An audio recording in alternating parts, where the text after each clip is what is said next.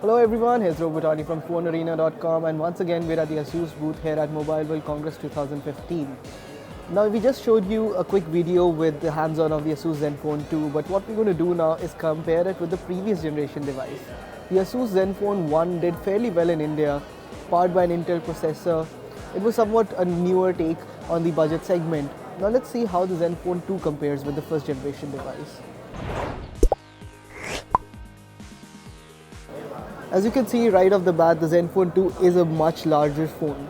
Now this is my personal ZenFone 1, I've been using it for quite some time now, so it's a little dinged up. But as you'll see, compared to the 5-inch screen on the ZenFone 1, the ZenFone 2 has a 5.5-inch panel.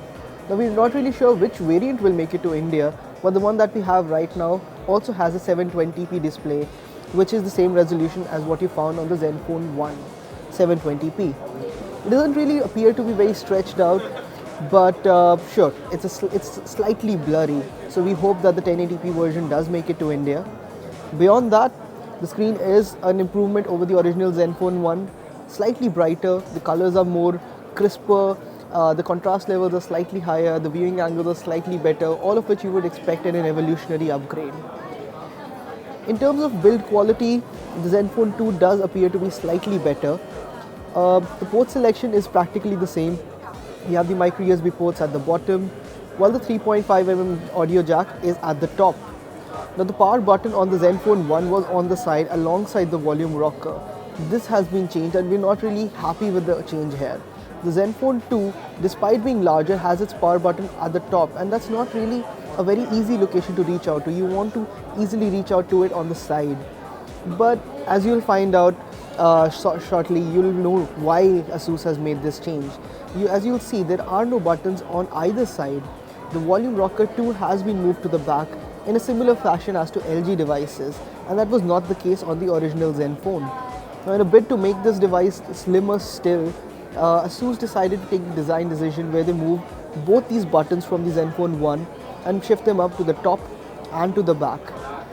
If it's good, is it any good? Well, we're in two minds about this. The volume rocker isn't really in a natural resting position. You end up tapping the camera more often than not. You do have to make a stretch to reach the volume rocker, which is not the case with LG devices.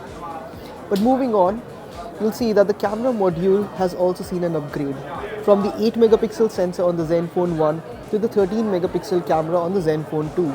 Alongside, the flash has also seen an upgrade.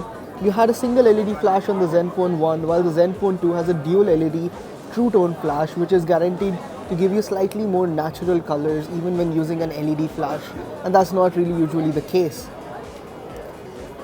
Up front, you'll see that the ZenFone 1, if you remember, had a 2 megapixel front facing camera.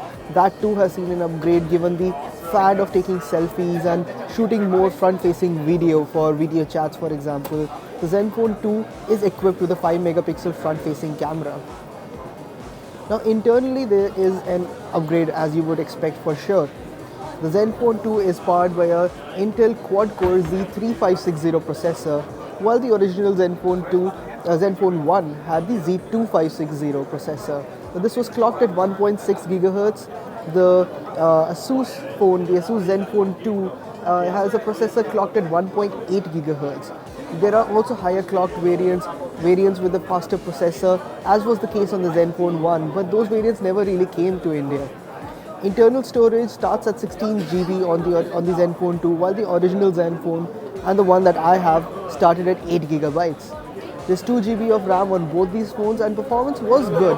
Performance was satisfactory across the board. Even after using this phone over a period of several months, I've never really been disappointed by the performance of this handset. What was slightly disappointing on the original ZenFone 1 was the battery life. Rated at just 2110 milliamperes, the phone struggled to last a full work day, and I think that will see a change with the ZenFone 2, which is equipped with a 3000 mAh battery pack. Overall, we're quite happy with the upgrades that the ZenFone has seen. The ZenFone 2 is a more refined product. It's faster, it has a better battery, since it has a bigger battery, it has a better camera, it has better build quality. And overall, I think the price point too is very enticing, so to speak. Depending on the variant that we get in India, it should probably be at around the same price point as the original ZenFone, and that's a very good price point for sure to start at. So that was a quick hands-on and comparison between the ZenFone 1 and the ZenFone 2. If you have any questions about these two devices, please do let us know in the comment section. If you enjoyed the video, hit the like button, and thanks for watching.